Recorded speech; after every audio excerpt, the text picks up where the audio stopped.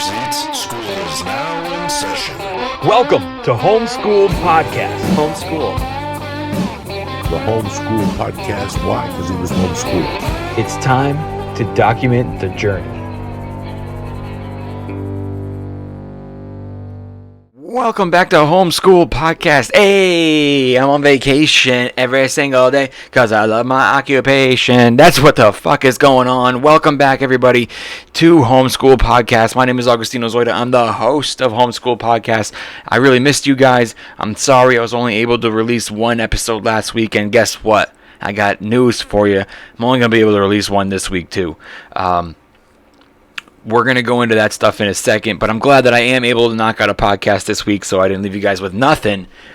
One a week is better than none. You know what I'm saying, you guys? So before we begin, I would just quickly like to plug my one sponsor, which is Masterclass. I ain't got 1,000 sponsors I'm going to read you like all those other podcasts. I'm just going to tell you guys that it's here for you. It helps you. It helps me.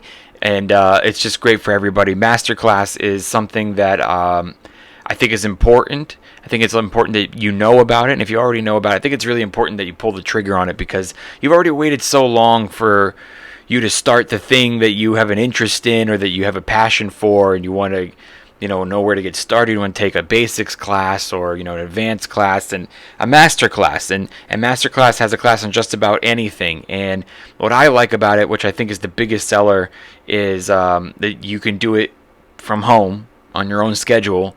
And it's very, very affordable because I know a lot of people that have dreams that they want to follow.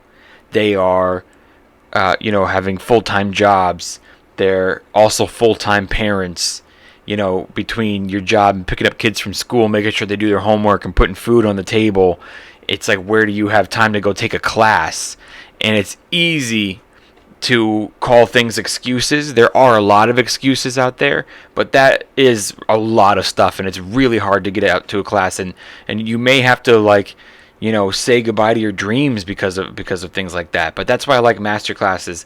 You create your own schedule. You can do it at home. You can do continue it when you're ready. You can do it on the weekends only. Wake up an hour early, maybe before your kids wake up, or whatever the fuck it is. It's just doable, and it's affordable. So if you want, you can do a la carte and get yourself whatever class you want to take and pay per course, which I believe is like I want to say I think it's like 80 or 90 bucks a course, depending on the course.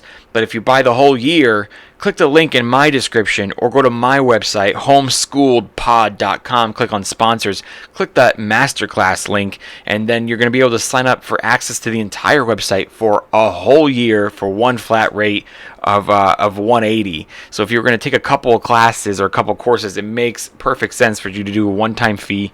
You have it for the year, and then you can knock out the comedy class, the writing class, the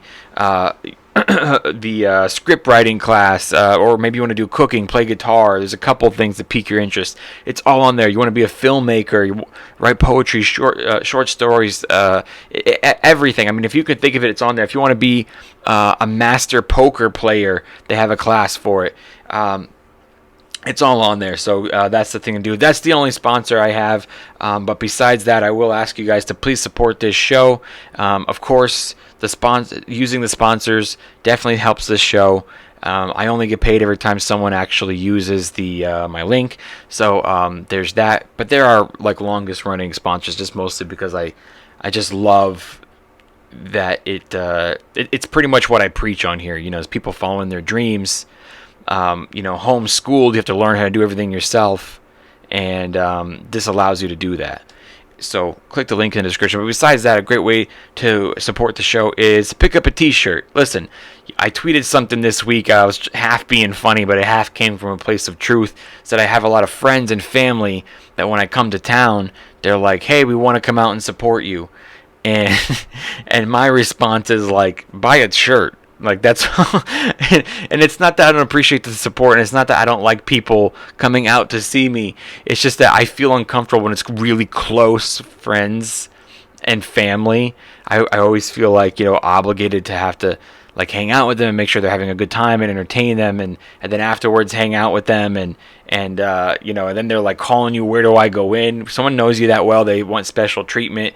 They're like, I see a line, do I have to wait in the line? They're texting you, and meanwhile I'm just like, I just thinking about my set and going on stage and doing a good job. I don't need the extra aggravation. But then it's the text messages start, hey, what days are your shows this week again? I want to try to come out and support you while you're in and I just like, I was joking, which is like kind of like the opposite of what I was talking about in my last episode, which I did another solo episode last week talking about how, when I was in Austin, all the people who, when I was with Tripoli, all the people that came out, because Tripoli's popular, you know what I mean? And it was like, and then when I was out there headlining it, nobody really came and said hi to me, So it's almost kind of like I'm being hypocritical, but I'm talking about like, like close friends and family.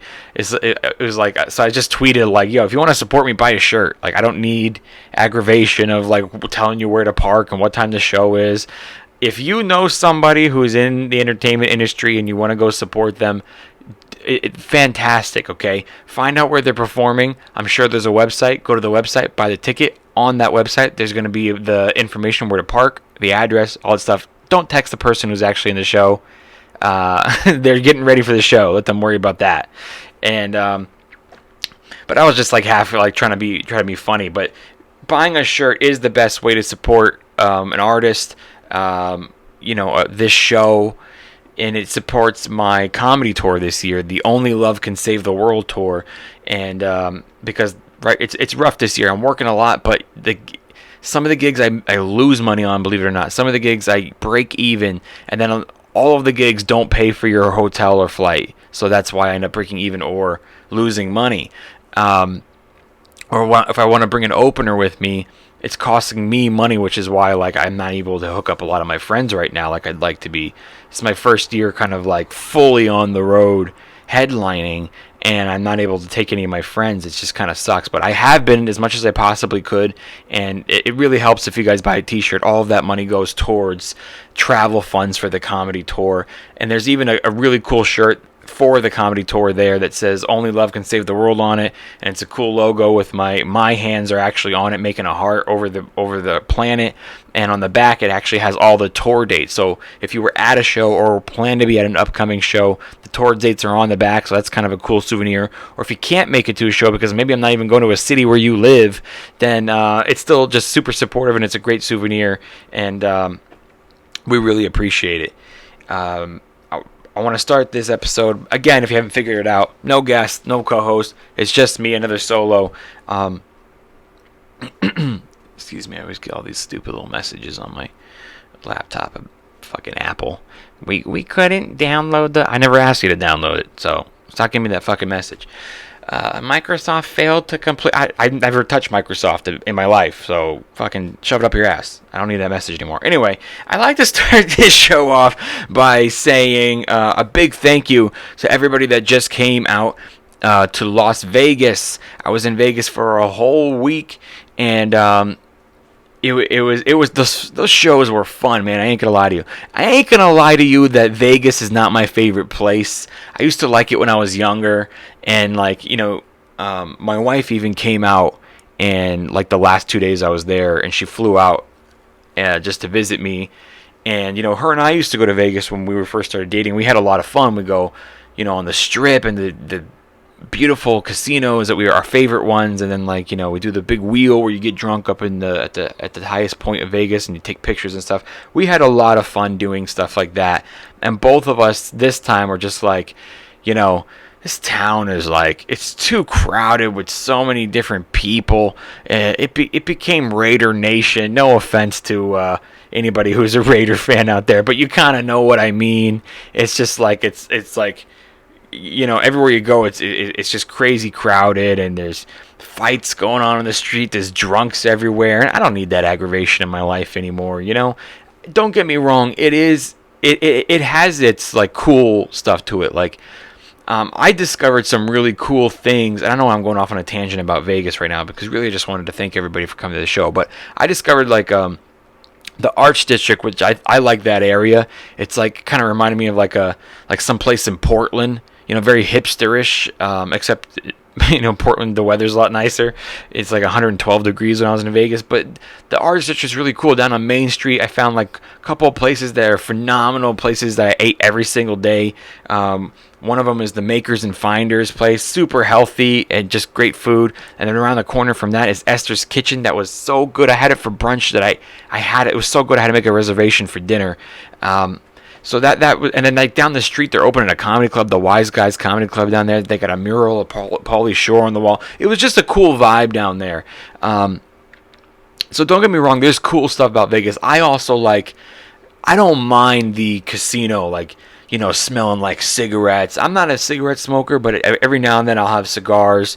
I smoke hookah and shit like that. Or occasionally when I'm drunk, I'll smoke cigarettes. So I actually, when I go to Vegas, I go, this is my time to smoke. Like I buy a couple packs or little cigars, and I smoke in the casino and I drink. And I'm not a big gambler, but I play whatever gets me free drinks. It's fun, It is a whole nother comedy lifestyle. It's a whole nother atmosphere. You go up on stage, you do your show, and then when you get out, that's not where the night ends. It's kind of just like, cool, I'm hanging out in the casino, and then whatever comics are here, they're kind of hanging out too, and you're getting drinks and stuff, and then it's, when you're tired, all you have to do is walk right upstairs. It's kind of cool, but after a week, it starts to feel like you're basically doing a cruise ship, which I'm sure it's a lot better than that, because the cruise ship rooms are really tiny and you can only eat with the staff. But in a way, it's kind of the same, because you're doing the show in the hotel where you're staying, and you're just stuck there for a week, and then you go, eat in the same restaurants that the people that saw you on stage last night. So it does start to feel like a cruise ship after a while. It just feels like a lot. Not complaining. Big thank you to the LA Comedy Club for booking me. Big thank you to Gabe Lopez, who put me on the Dirty at 12:30. I haven't done that in years. I don't even think he remembers me. I was a kid when I first did it, just because Joey told him to put me up. And then this time he came down, caught one of my shows at the LA Comedy Club at the Stratosphere, and he was just like, "You got to come down and do the Dirty." So that was awesome. And just a big thank you to everybody who came out to the shows in Las Vegas. I want to let everybody know that my next upcoming shows are August 12th, that's this Thursday. I'll be in Paso Robles, California at the Cal Coast Brewing Company. That's a great fucking room, and I'm pretty sure tickets are close to sold out. It might be sold out. You could check at my website, homeschoolpod.com, click on tour. But that one might be sold out. It's a pretty dope room. And then August 14th, I'm in Boston, Massachusetts. Technically, I'm actually in a town called Millbury, which is a small town. I'm doing a small venue out there. It's like maybe 20 minutes outside of Worcester. And Lee Syatt is actually going to be opening for me there. So that show is doing really well. The 7 o'clock is almost sold out. We've actually added a 9 o'clock show. So go get your tickets for the 9 o'clock show. After that, I will be, I'm taking like 2 weeks off to focus on finishing my documentary, doing these podcasts, and spending time with my family, because I've just been traveling a lot, and I'm going to take it easy until September. Then September 20th, I'm in Maui, Hawaii, at a place called The Playground. And then after that, I have October 8th in Lincoln, Nebraska. And then I got October 13th in Taft, California, doing the Oil Dorado Festival. So that's what I have so far. And that's pretty much my year, you guys. I mean, that might be the end of the tour so far. I don't have anything in the books. I probably could put something in the books, but I'm so drained and burnt out right now that I'm kind of just leaving it open, and I'm sure something will pop up. I'd like to hit Jersey before the year is over. I'd like to hit Colorado before the year is over. Phoenix. I wouldn't mind going to Tennessee. So, but we'll see. Maybe I'll save some of those, or if not all of them, for the next year. We'll do a new tour. So, but before you know it, it'll be the holidays, and the comedy kind of slows down anyway. But that's what's going on. Let's see. I had some notes here of stuff I want to talk to you guys about, which is what I do when it's a solo. I write down notes, things I want to talk to you guys about. Let's go back to the last episode last week when I was saying that, you have these leeches and these people that just like, they showed up for Tripoli, and they all acted like my best friend. And then when I went out to headline, none of those guys showed up. People didn't come out. I don't even need the support. Like I said, I don't want friends supporting. And half these guys aren't even really friends. They're more than acquaintances. A lot of them we met for the first time when I was opening for Tripoli that week. But it was just like, hung out every day, though, that weekend. Drinking all the time, just got along with everybody. Hit me up when you come back. And I'm like, yeah. They gave me a date to headline. I'll be back in a couple months. They're like, dude, we're going to come and hang out with you. So I'm not talking about support of the comedy show. Anyway, I want to go over it again. Go back and listen to last week's episode. It's also a short episode. So this time in Vegas, or I don't know if it had anything to do with Vegas, but I'm now starting to see the other side of that. And it's not, so we can almost call this a part 2, if you will, of last week's episode, because now I'm seeing the other side of it. I saw like no one give a fuck about me when I went back to the town. They were only, riding coattails and sucking dick and hanging out because of like that was the popular place to be at the time, and you were on a popular show with a popular person. And and Tripoli is mostly popular because, first of all, he's a hard fucking worker, he's a really nice guy, deserves everything he got, and he found his niche of the conspiracy stuff, and people found him, and his fans are so loyal, and like half the people that came around hang him because he's the popular one, they don't even believe the conspiracy stuff, they're just like cling to anything that's hot. But I saw the other side of things as where like I don't mean like people that were good friends that actually did show up. I didn't mean that. Some of that actually, but I mean I saw what it's like to a small glimpse. I think a little taste, a look in the window, because I don't want to compare, but a look in the window of like what the Tripolis felt like when people do things like that to them. What the Joey Diaz's felt like when they call them and, hey man, can I get a spot? Stuff like that. You know what I mean? I got a glimpse of it. Hey, I'm guilty of it. I did it to people when I was a young comic, but I was never creepy about it. I never randomly hit up people that I didn't know well, or that I didn't really have a rapport with, and asked them for bookers' phone numbers and emails and stuff. I did it, but it wasn't for people that I didn't know. That I had no relationship with. It was for people that I've like worked together many times and had conversations with them, and went out and had drinks with, and fucking did drugs with, and fucking hooked them up with jobs. Yes, those people, I hit them up and said like, can I do this room with you? Do you need an opener and stuff like that? And a lot of them told me, no, you know what I mean? Like, or they would be like, oh, I already have somebody opening that week. And I felt like, well, what the fuck, dude? I fucking hooked you up with so many jobs. You can't hook me up with one. Maybe I was right. Maybe I was wrong. But I got a glimpse, like a small peek in the window of what it must be like. I don't know if it had anything to do with Vegas, if it was just coincidental that this all happened to me like last week while I was in Vegas. But just like a herd of people messaging me on Instagram, Facebook, people text messaging me. Last week, I had people text messaging me that I didn't know had my number. I had people texting me that I had their name saved in my phone, but I had no idea who they were, which means I must have a long time ago met them and swapped phone numbers, and they've never once contacted me, nor have I them. And just all of a sudden, just a herd of people randomly just hitting me up, How's it going? How'd you get on this show? How'd you get on that show? Do you have the booker's name from Austin? Do you have this and that? Like, it was like everybody in one week. Like, to the point where, like, I almost had to, like, fucking block some people or turn my phones off. And, like, I know that's fucked up because, like, I wanted people to help me when I was in that position. But, like, I deserved the help. And I don't know. And I really mean I earned it. I mean, I did fucking, I worked at a comedy club for 5 years, most of it as a general manager, and gave so many jobs and spots to comics, paid gigs, or workout spots, or they call me up and go, hey, I'm doing fucking, I'm auditioning to do Conan next week. Can I come by and practice? Yes, of course. We're talking about that type of stuff. Like, these guys are just like, people like, oh, I'm going to come down, I'm going to watch your show over there. Like, oh, you're going to be in Vegas, I'm going to go over there, I'm going to hang out. It's like, guys, I can't get you a guest spot. People asking me, again, I don't want anybody who is actually a close friend of mine who reached out this week to think I'm talking about them. And by the way, those people who are my good friends probably don't listen to my podcast because, like, usually friends don't really listen to friends' podcasts, let's be honest. So I'm not talking about, like, I don't think there's anything wrong with saying a name. Let's say Alex Hooper, for example. Alex Hooper is a wonderful person. Him and I have been doing comedy almost the exact same amount of time.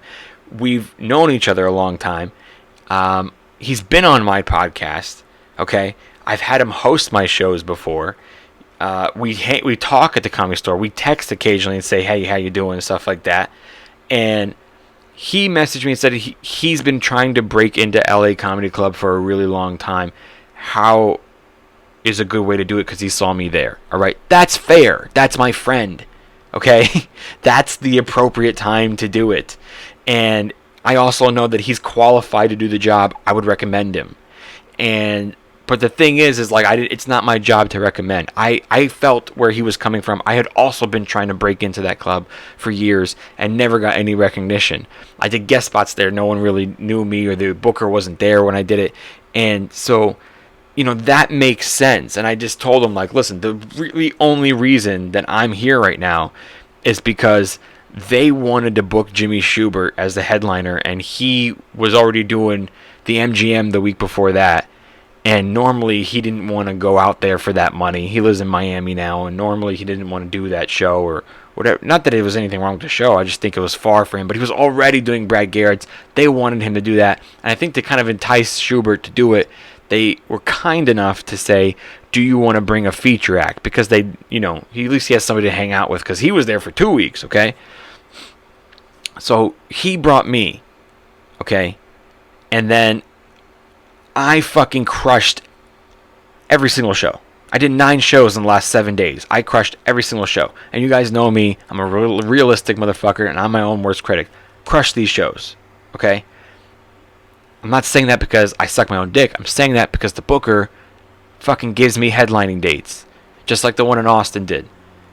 And that's what it takes sometimes. Yeah, it sucks. If you're a fucking headliner and you're seasoned and you know what you're doing, you really don't want to go back to featuring. And that's why I have like a select people that I still will feature for, because I'm actually getting, headlining dates out of it.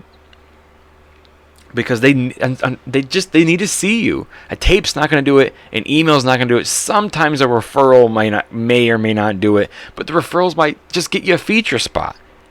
And then they need to see you and then go, okay, yeah, you can headline this room and give you a date. And so that's what happened to me. So I'm probably going to be headlining the LA Comedy Club soon, according to their booker.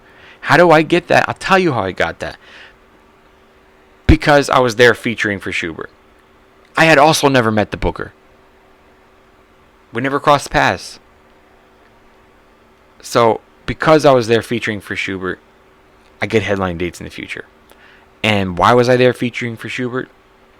Number one, because he's one of the few people I'll still feature for, because he's a good dude, he's my friend, and he's a solid comic that don't take shit from nobody. He can follow fucking anybody, alright? And another reason I'm opening for Schubert is because he asked me to, because he knows mutual respect. He knows I'm also a solid fucking comic. I don't recommend him to do shitty shows. I wouldn't give him shitty work, and vice versa. And I also don't recommend bad comics, and him too. So we've always known that about each other. So I've gotten everything that I've gotten because I've earned it. I never met Schubert. He lived on the corner, around the corner from my house, and we didn't know that until we met in San Diego, California, in the Comedy Store condo. That was the first time we ever met, and we said to each other, like, "Where do you live? Oh, where do you live?" We're like, "Oh fuck, we live on the same fucking block." Okay, we met there. He saw that I am a good fucking comic. Started giving me work. We've been good friends ever since. This comes along, throws me this work. I go on stage, have great sets in front of the owner. Owner fucking gives me a headlining date. Same thing happened with Tripoli in Austin, alright? You gotta earn this shit. This ain't no fucking charity. And if you are gonna ask, not that there shouldn't be a charity. If I can help, I will help. If you're my friend, and if I think you've earned it, and if I think I see potential in you, or I just like you around, or I just love you, Absolutely everybody needs help. And if I don't think you're ready, I'm still going to help you by telling you verbally what you need to do to get ready. That's not what I mean. I mean people that are like coming at me like, I don't know you. I haven't talked to you in years. Or maybe I do know you, but I've never even seen you on stage. How can I recommend you for something that I've never even seen you? Guys, I ain't shit. You know, I ain't shit. This podcast right here does not get that many fucking follows. You know what I mean? I'm not making a fucking ton of money on sponsors. I only get paid if someone clicks the link. All right. I'm not making gold mines on selling T-shirts. I get like, they sell, it's on demand service. I get like $5 for every T-shirt, maybe 10. I forget what it is. But the point is like, I ain't shit. I got like 1,600 followers on fucking Instagram. I'm not shit. But people see you doing shit, and now you are shit. You're the shit. People see you doing shit. And people see you doing shit, they want to cling on to that. And, I'm just getting what I'm getting because I fucking work hard. I've always worked hard. I've been doing comedy 12 and a half years. Okay? And I'm a good comic. Alright? And I'm a good person to be around. And I'm modest about it, which obviously you can't tell on this podcast, but that's because I'm trying to make a point. But I'm modest about it. I don't fucking walk into comedy clubs like big dicking people and fucking, I'm the fucking comedian tonight. You be respectful, you walk in, you introduce yourself to even the fucking busboy. He don't need to know who the hell you are. You be modest. Even you murder up there, you still come off modest and say thank you to everybody who tells you fucking killed it. Thank you, thank you, thank you. You appreciate it. You know what I'm saying? The point is that I've earned this, and I've done it for a really long time, and I'm still not shit. I'm not shit. There's guys that have like 20,000 followers on Instagram, and or more than that. And there's people that say like, oh, all these guys that are social media guys, they get a lot of opportunities because of the following, and that's 100% true. But it also, that argument is half flawed because they don't get very far once you realize that they don't have an act or that they can't do stand-up, So there's that too. And you go to cities. Like I go to a lot of cities and do stand-up. Going to this city, that city, and I see like the locals. And I'll see the guy and I'm not saying none of them are good. Some of them have potential. Some of them are really good. Some of them are solid MCs, or just good comics in general. But like you'll also see a lot that are not good at all. Like they don't have a strong act. And then I go like, but nothing wrong with that. It's like these guys have not been doing it 12 and a half years like I have. They're doing fine for the level that they're at. They've been doing it, 2 years, whatever. Then I go look at their Instagram. I'm like, fuck, this guy's got like 100,000 followers on Instagram. Does great fucking funny videos or sketches, 60-second sketches, whatever the fuck. And you would think like, well, that guy's going to get so many opportunities. But you know what? In these little towns I go to, they're not really. Because the clubs have seen their act so many times, they're not really... Like, this guy's got 100,000 followers. Why don't you put him up? Maybe he'll fucking, give him a night. Maybe he'll fucking bring people. But they're not. They're not.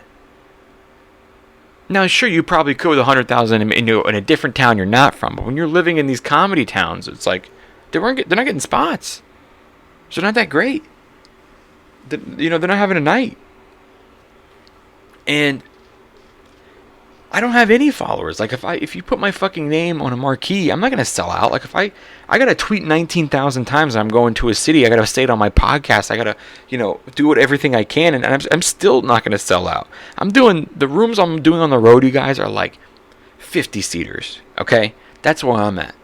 This is a progress. This is a growth. This is me climbing a mountain. This is me breaking through one wall after another, and that's what it takes. I don't want any of my friends to think they can't ask me for anything. I don't want any of my, good guys that really need help. If you need help, ask me. Even if you're not my friend. If you need comedy advice or anything, I've told you before, go to homeschoolpod.com, click on contact, fill out that message. Those go directly to my email. I reply to you. If you need help, I'll help. That's not what I'm saying. I'm saying the creepy way to go about things to, like, you text me when I don't even know who you are. How'd you get my number? You fucking, you haven't called me in years. You haven't texted me in years. You didn't even follow me on Instagram. You followed me, then messaged me, hey, how do I get book that gig? Guys, look at my fucking following. Look at my numbers. I ain't shit. They're not booking me because I'm bringing in the numbers. All right? I'm literally earning every single step I take, one step at a time, busting through one wall to the next one. And then the first fucking few walls, they don't fucking even go down on that first hit. You gotta keep trying to bust through those walls until one finally breaks, and then you're like, yeah, I'm finally through, but right behind that one's another fucking wall. And you just gotta keep fucking going, man. You've got to earn this shit. Now let's move on to the next part of what I want to talk about. All that being said, do you have what it takes? Do you have what it takes? I don't mean, are you funny? Maybe you got laughs. Maybe you built like a pretty good 10-minute set and you want to open, or something like that. But you're asking for favors and you're asking for people to take you on the road who don't even really know you that well. Can you handle this job? Before you answer that question, do you have what it takes? Yeah, I'm fucking funny. That's not what I mean. Okay? First of all, be realistic with yourself on how funny you are. I know I am. I know which sets were my worst this week, and I know which ones were the best. And, be realistic with yourself on how funny you are. But I'm not even talking about funny. Are you cut out for this job? Okay? Before you answer that, let me walk you through my schedule this last week and this week. And this is why I'm only doing one episode of this podcast each week. Okay? From August 2nd to August 16th. 12 shows. That's 9 days. Well, it's more than 9 days, but the days of the actual shows.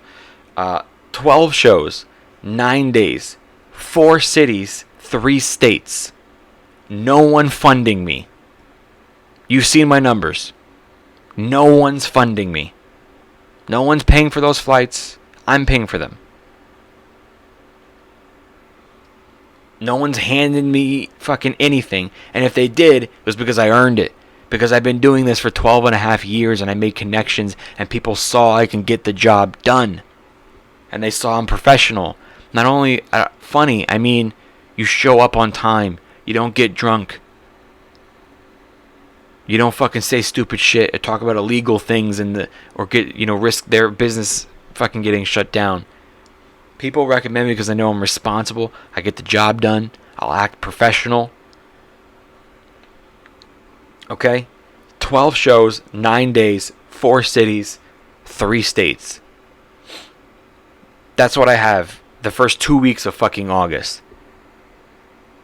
And what that is the entire week in Vegas, 1 show a night, plus the late show. One of the late shows I went up on because Brett Ernst was nice enough to allow me to do his show. And then I did the Dirty at 12:30 at the South Point on Friday night. So that was 9 shows in 7 days right there. So picture this. 7 days straight. Show every night. Some nights 2. The last show Sunday night. As soon as I get off stage, I get in my car. I drive home in the middle of the night to get home at 2 a.m. Sleep for 4 hours. Wake up.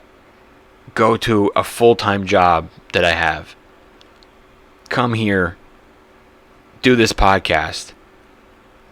I have spots in LA Tuesday and Wednesday. Thursday, I have to go to my full-time job, get off work, drive to Paso Robles, do that show.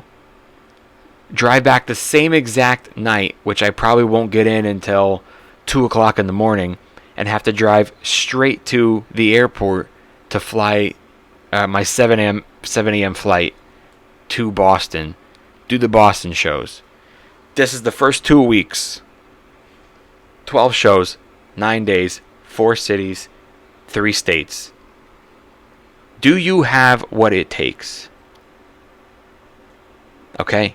And I've been doing this 12 and a half years with fucking 1,600 followers on Instagram is all I have right now. That's it.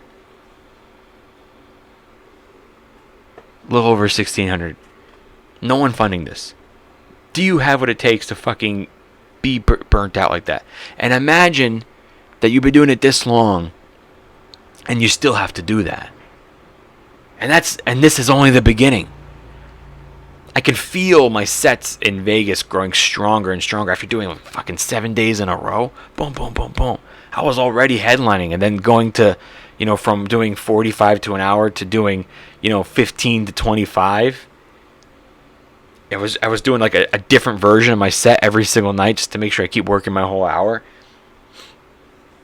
I can feel the next wall being broken through. I can feel that, the other comics are going like, dude, this guy is a beast. The other guy are going up to that guy going, watch this guy, By the way, I met comedian Trix. You guys probably heard of him, who I've only ever heard great things about being a fucking great comic. I never actually met. I met him in Vegas. Really, really nice guy. He's going to be on the podcast soon. And, another great dude that was just like, dude, I'm going to recommend you this guy. I'm going to recommend you this guy. Fucking Gabe walks in from the Dirty at 12:30. He's pointing at me going like, dude, you have to put this guy on. It doesn't work with a fucking phone call or a text or contacting somebody on Instagram if you don't even know them that well, especially. It works by you going out and getting on fucking stage and becoming the best that you can fucking be and breaking through walls as many as you can, as fast as you fucking can, and as hard as you fucking can, one after another. Every single fucking day, writing stage, podcast filming, fucking put your name out there. And you probably have to fucking pay your bills on top of that, and you have a job too. And if you can't manage all of that, you guys, that's why I say, do you have what it takes? Bust through those fucking walls. That's how you're going to meet people. That's how you're going to fucking meet people who are going to recommend you or take you on the road or give you those opportunities. And if anybody doesn't take you on the road and doesn't give you opportunities, don't hold a grudge against them, because they were probably doing you a favor by you not being seen at that venue when you weren't ready. I've been seen at venues before when I wasn't ready, and it fucked me over. And a lot of clubs, I'm not allowed to even do. Fortunately for me, a lot of them forgot my fucking name, and I used to be really fat back then. I lost a lot of weight. People think they never met me before. And now I go up there and people don't even know who the fuck I am. And they're like, who the fuck is this guy? That's what you want. Every single night, it comes from being out. It doesn't come from hiding behind my fucking mask on the couch, being scared of fucking dying of some virus or some shit like that. I gotta get the vaccine before I go on stage. Yeah, well, people got vaccines and they're still fucking getting sick. If you don't want to get sick, I ain't mad at you. If you want to be healthy, I ain't mad at you. If you got family members you're worried about them getting sick, I ain't mad at you. But if you want to do this has to become before everything else. I'll fucking die doing this. That's the attitude that you need to have, and that's why I say, do you have what it takes? I've had that fucking mentality since I started this. And it's only grown more and more and more, and I'm still learning. I'm still seeing things for the first time that I never saw before. And I'm just telling you guys, don't be fucking creepy.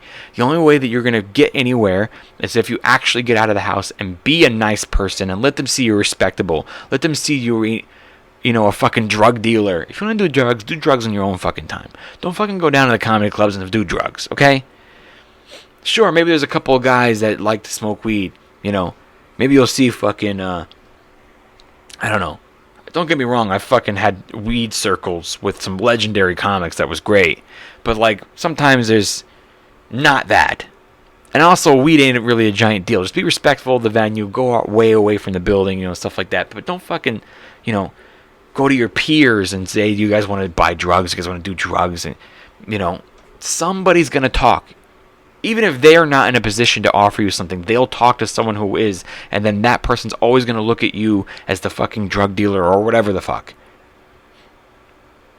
One guy hit me up, asked me if he can open for me.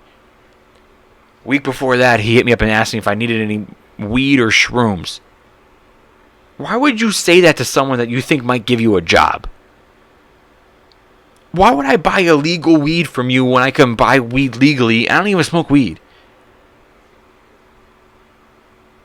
I literally can't. Nice kid. I literally can't take him on the road now because he hit me up and said, do you want to buy weed or shrooms? This image is a huge part of this. The image that you put into the universe, that's what people are going to see. And if that's the image you want, that's fine. Build a whole fucking career off that image. We've seen it done. We've seen guys get fucking famous because they were stoners. If that's what you want to do, do it.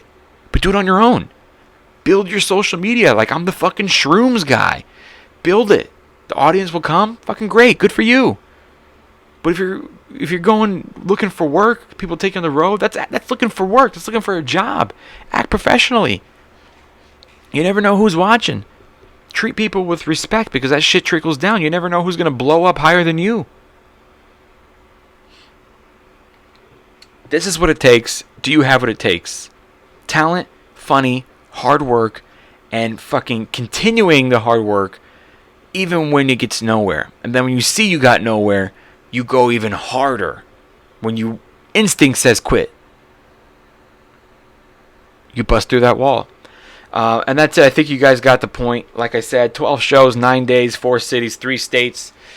That's what I got going on, and only 2 podcasts. So I'm really sorry about that, but I'm glad that you guys are here. And hey, like I said, my numbers ain't that fucking high on this podcast. But if you're here and you're an aspiring artist, whether you want to admit it or not, you got something from this today. Even if there's one person out there. All right, you guys. So, go out there and don't be afraid. And you have to do it. You have to do it. Even if you're going to start with your classes at home or, watching stuff to get inspired. But eventually, you got to get out there. You got to mingle. You got to make friends. No one says you got to hang out all night every single comedy club and network. It's great. You could do it for a little while, but you don't got to be out all night. You do it from like making friends. You do well on stage. Someone will give you something. Trust me. It's a numbers game. Your time out there will give you time, like some of these venues that I've hit up in the beginning of the year where I was like, I want to do this room. I would, if you email fucking 20 venues, one of them's going to respond. So if you go out 20 nights a week, someone might offer you a spot. One. It's a numbers game. I can guarantee you're going to get 0 by doing nothing. And maybe somebody actually will be like, yeah, sure. If you ask them, you can do a guest set because you texted them. And then if you bomb because they haven't been working on it and actually growing as an artist, they're never going to ask you again. So I hope everybody got something from this. I hope that you guys can make it out to see me live so I can put my money where my mouth is. I hope to see you in Paso Robles. I think it's almost sold out, so go grab your tickets if it's not sold out already. And go get your tickets for Millbury, Massachusetts, because you're going to be able to see me and Lee Sayat, and we just added a 9 o'clock show. So homeschoolpod.com, click on tour. Homeschooledpod.com, click on tour. And that's also where you can click on sponsors to find the masterclass link. You can also use the link in the description. That's also where you can click on merch to get the shirt or my album. Everything helps. And I really appreciate you guys tuning in. I hope that you have a wonderful week. Wish me luck in my fucking long-ass journey, but it's going to be worth it. Think of how strong I'll be after it, and think about the next wall that will be waiting for you. I'm Agostino Zoida. Don't forget that only love can save the world. This is Homeschool Podcast. I'll see you guys in a week. Peace. I love you. Homeschool Podcast. Homeschool. The homeschool podcast. Why? Because he was homeschooled. I don't want to do that. No, okay. I don't want to do that at all.